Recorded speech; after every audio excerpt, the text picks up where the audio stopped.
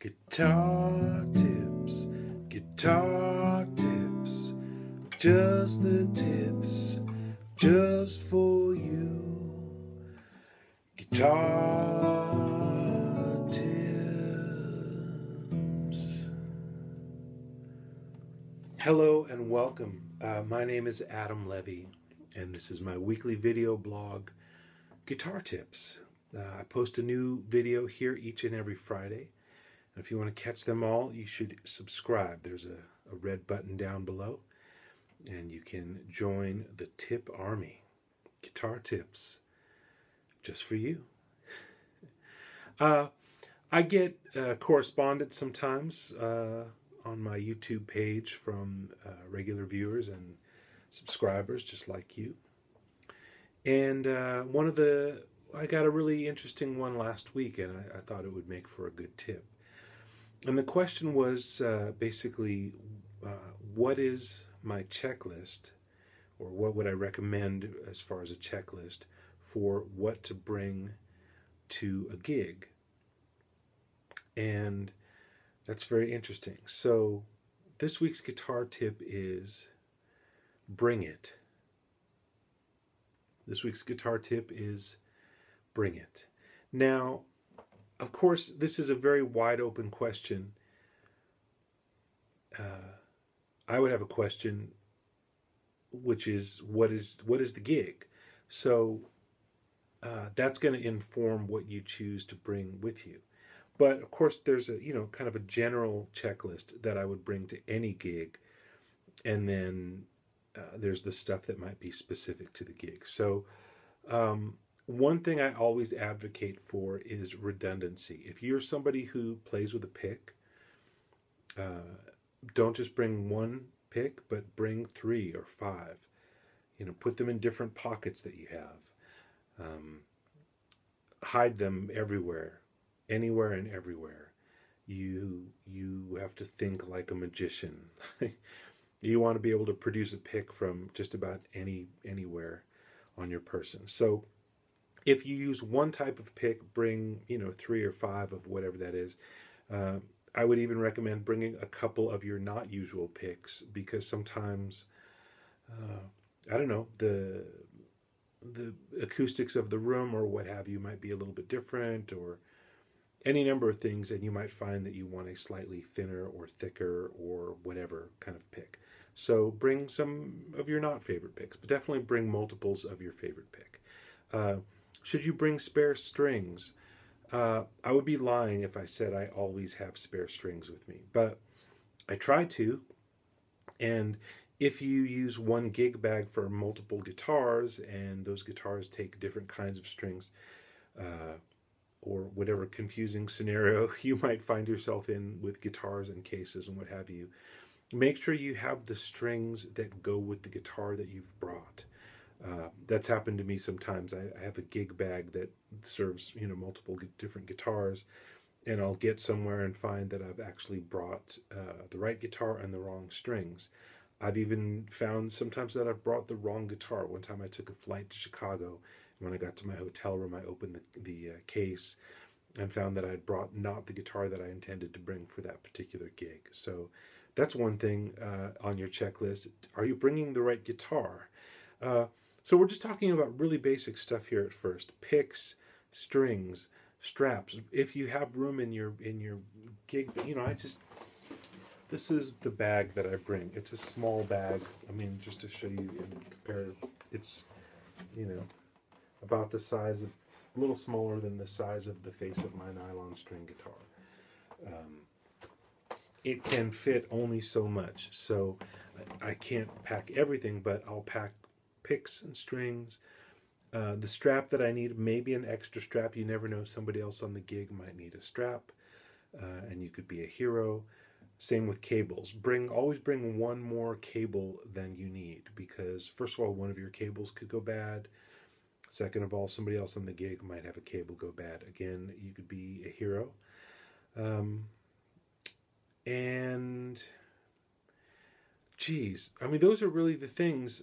If you use pedals, bring batteries and a screwdriver. Nothing is more frustrating than trying to open up an effects pedal without a screwdriver or whatever tool that you need, trying to use like the edge of a pick or a butter knife or whatever.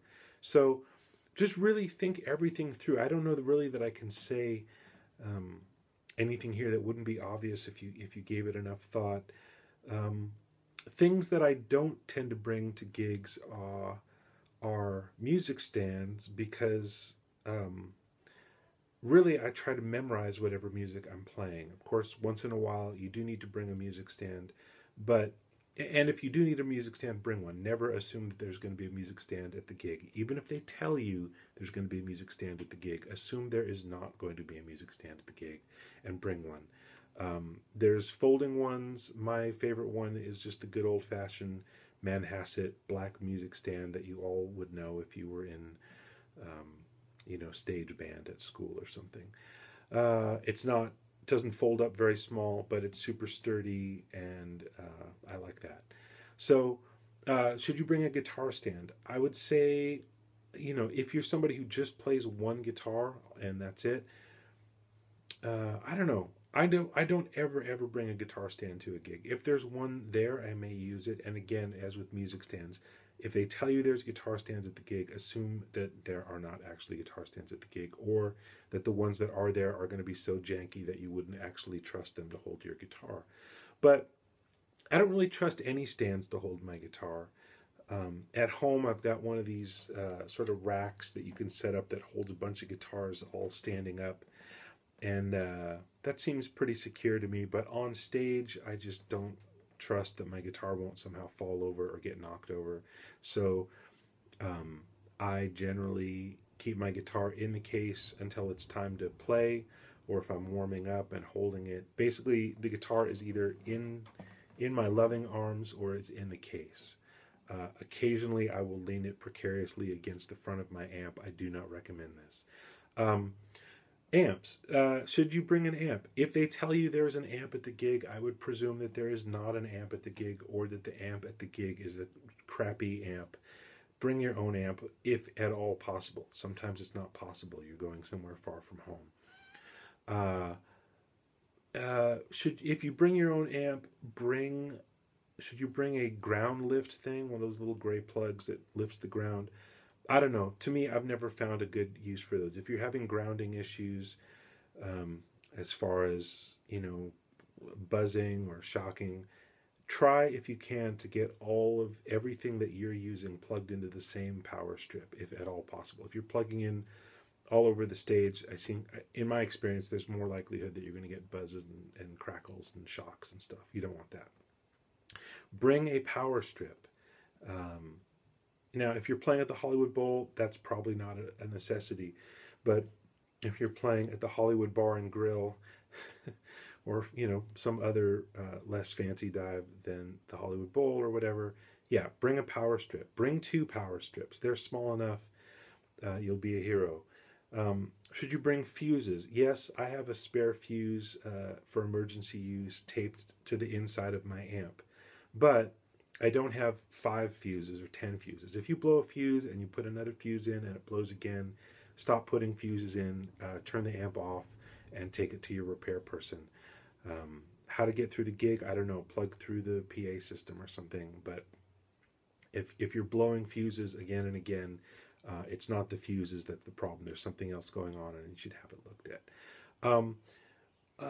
Other stuff, bring a pencil or pen. You may need to write something down. Bring your earbuds. If you're an iPhone person, bring your earbuds. It may happen that somebody on the gig with you says, "Hey, next set, I want to play this song," and you don't know the song, and you try holding the iPhone up to your ear, and it doesn't sound like anything because you're in a noisy bar and you can't hear anything. So bring your earbuds.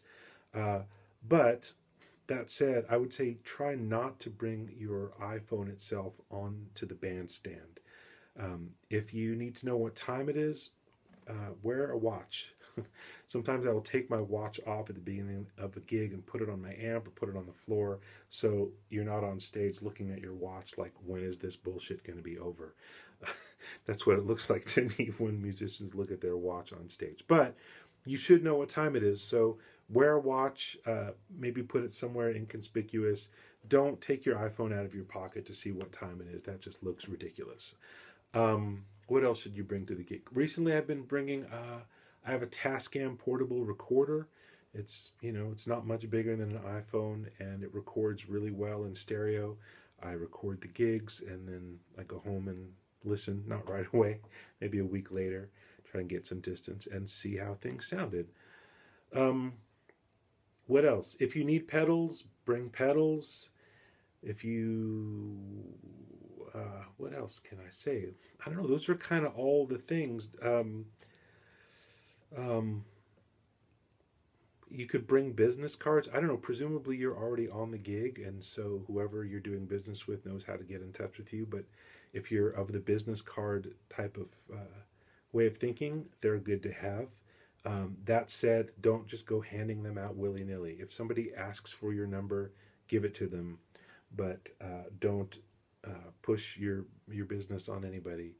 Same with CDs. If you're going to bring CDs to sell at the gig, that's great. Bring them, announce them, sell them, but don't push them on people. If people want your music, they will be glad to give you money and go home with a CD. You don't have to, well, that's clear enough. What else? If you wear glasses, bring your glasses. I guess that should be obvious. I'm kind of running out of steam here, but to me, everybody's list is going to be slightly different, and it depends on what the gig is. But yes, I have shown up at a gig with no guitar cable. Yes, I have shown up at a gig without any picks. Yes, I've shown up at a gig, broken a string, and not had spares. If this happens to you, you have to get creative. When I realized I had no cable, somebody else on the gig ran out to the local Radio Shack. I don't even know if Radio Shack exists anymore, but somebody got me this, cheapo cable that worked and got me through the gig. If you forget to bring a capo, then I hope you like making bar chords, because that's what you're going to do. If you forget picks, play with your fingers. It's not the end of the world. People have been playing guitar without picks for a long time, and sometimes I think picks just get in the way, to be honest, but it depends on what you're used to and what you're trying to achieve. Geez, I think that's everything that I can think of. I'm sure I've forgotten some things. I'm sure people will write in and tell me things that I've forgotten. But the general rule of thumb is be redundant. Anything that you can bring one of, bring two of. Anything that you need two of, bring three of, etc.